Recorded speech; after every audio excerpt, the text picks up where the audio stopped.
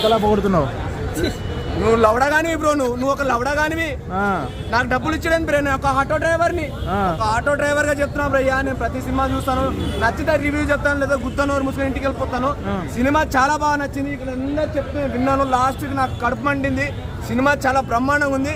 మీ అందరిలో సినిమా నచ్చలేదంటే మీ మైండ్ చెత్త మైండ్, మీరంతా వరస్ట్ గా ఎవరు లేరు. సినిమా చాలా బ్రహ్మాండంగా ఉంది. నిజం చెప్తున్నా, మెగా ఫ్యామిలీ గురించి కానీ అనేది. నిన్న ప్రభాస్ అభిమానిని 50,000 కోట్ల 50,000 కోట్లు 1,00,000 కోట్లు నాకు సంబంధం లేదు, కానీ సినిమా బాగుంది.